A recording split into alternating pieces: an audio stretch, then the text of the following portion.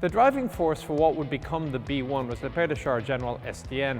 In 1921 he came up with a requirement for a tank of about 13 tons with the main gun mounted low in the hull. The thinking behind this was the choice of target, fortifications. They tended to have firing slits which were low to the ground, and the thinking was if you had a low mounted gun, you would have a suitable trajectory for placing the round through the gun slip. Now, what this tells you about the level of expectation for 1920s tank accuracy is another matter, but that was the thinking. Other requirements that he had was a 120 horsepower engine, 25 millimeters of armor, and a turret with machine guns.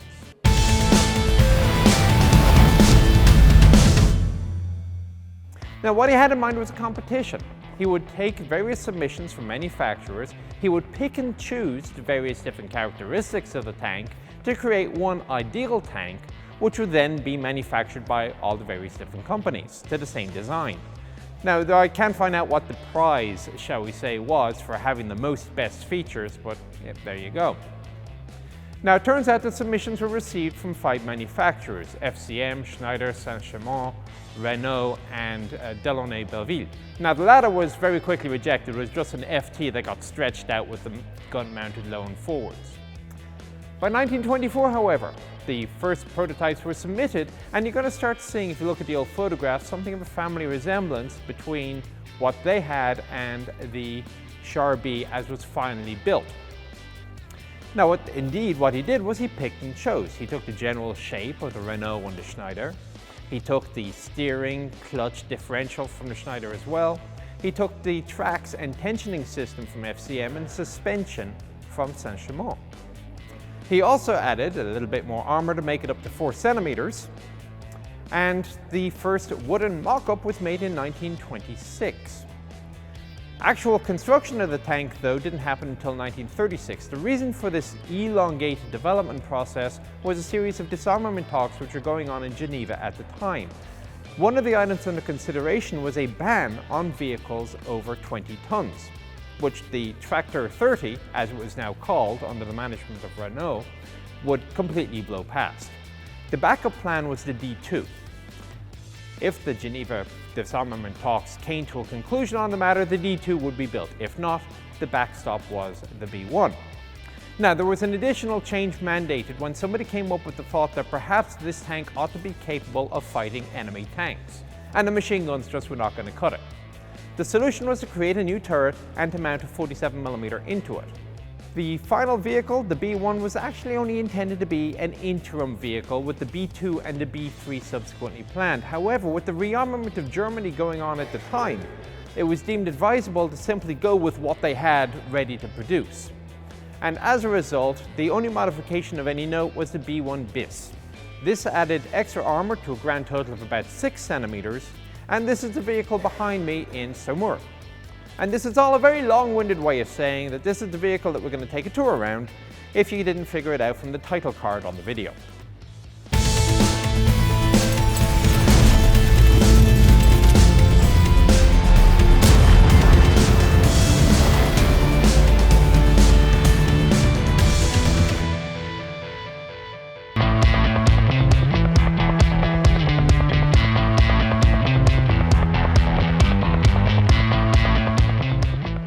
The shape of the tank is almost reminiscent of a British World War I design, with the tracks going all the way over the top of the body. The body itself is riveted, and that means that you can see simply enough the thickness of the plate, the 6 centimeters, which is reasonably well sloped for the time. You can also see a prominent driver's housing, and this is actually somewhat necessary because although the tank has huge bulk, it's actually not all that big. The idlers are prominent and exposed, but that does at least mean that there's a good obstacle crossing capability because the track is so far in front of everything else, to include the gun. Just inboard, there is the armored housing for the headlight, and inboard of that is the builder's plate for Renault. Underneath the builder's plate is the vehicle's hull number, in this case 81. Finally, on the right-hand side is a 7.5 centimeter gun. It is fixed in train, and you will see that the body of the vehicle is actually pulled back underneath the gun, presumably because there is no requirement for anybody's legs to be there, although they do retain a strengthening bar going across the front.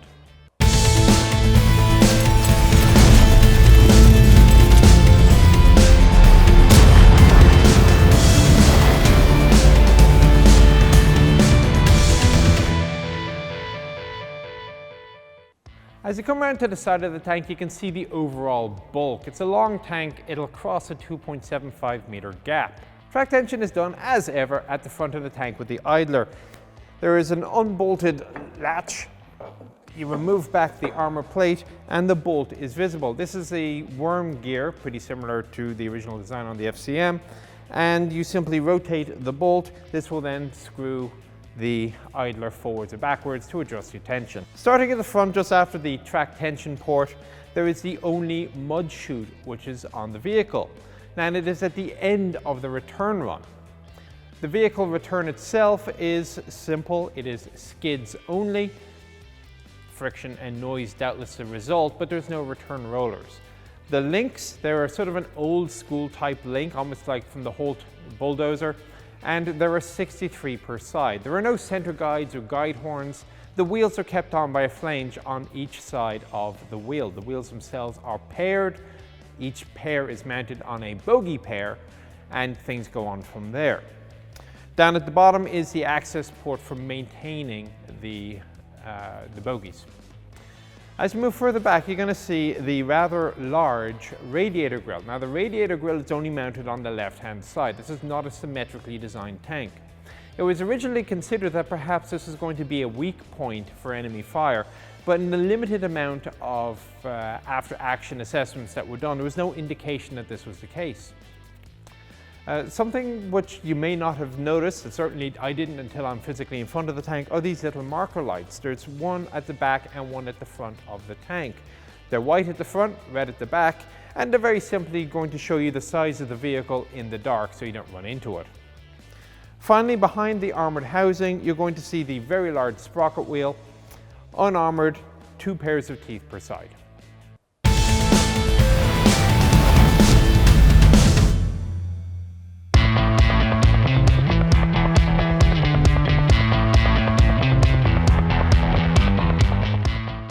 If you compare the other side of the tank, the asymmetric design is obvious, but the lack of the grille and instead the presence of a large heavy door.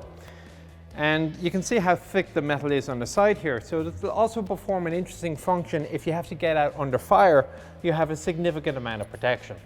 The back of the tank is quite sparse. You see the gently sloping rear upon which you'll find the exhaust pipes. Now, the design of the exhaust pipe actually changed a fair bit over the production run of the vehicle. The vertical back holds the hooks, which would hold the towing chain. Clevises, of course, will go here. And on the earliest Char B1s, you would see a tow hook down here for a trailer. Now, the 400 litres of fuel that the tank carried would get the tank about 200 kilometres, but this was considered to be insufficient. The idea behind the trailer was that it would carry an additional 800 litres of fuel, plus maybe 50 litres of castor oil. I'll come back to that. 100 litres of other oils, a couple of spare track links, spare parts. Now, this was really something of an unmitigated disaster, and by 1936 they'd abandoned the idea. However, the idea of a trailer would continue to come and go over the following decades with different countries and about the same level of success. Go look up the Rota trailer, for example. Nothing else here, so just have a quick look up top here at the steering system.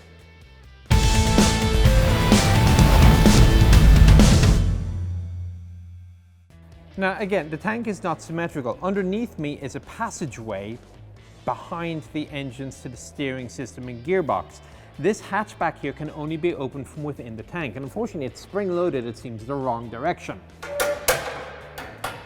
You can see the handle uses a sort of a toothed cog to keep it in place. Now, underneath with the 5-speed gearbox is the Nader steering system. It's a hydraulic system, uses castor oil. Now, the reason for this unusual system is the fact that you had the fixed train gun. You had to steer the entire tank precisely to aim the gun. The hydraulic system used castor oil, not the same sort of castor oil that you would find, let's say, in a pharmacy, which was a distinction that was lost upon a lot of the crewmen. They used whatever castor oil they could find. They figured it was all the same. And the problem is that pharmaceutical castor oil loses its lubricating qualities after about 80 degrees Celsius. The end result was that a lot of these tanks broke down because of the wrong kind of oil, resulting in a reliability reputation, or unreliability reputation, perhaps better said. Now, the shame of it was that if you used the correct oil, this was a very reliable system. Not that you would know this to listen to the French government, who were very proud of this thing. They thought it was a great military secret. So what they did was to discourage other people or other countries from copying it, was they loudly proclaimed and emphasized the unreliability problems of the design. Whereas in reality, they were quite happy to keep it, and indeed a lot of the principles are still used today in the Leclerc tank. The engine deck is huge, and it's one of the few pre-war vehicles I can think of where the entire crew can get a bit of kip. A large part of the real estate, however, is taken up by the old basic jack here on the left. It's huge, and you can see how it's held in place with this little ratchet system here, very basic. On the other side of the tank, you're going to see some access ports for the engine, but it is not the only way of accessing the engine. Because you have this passageway underneath me, you can get to the engine from the inside. That's it for the outside of the tank, and as ever, we'll be back for the inside in part 2.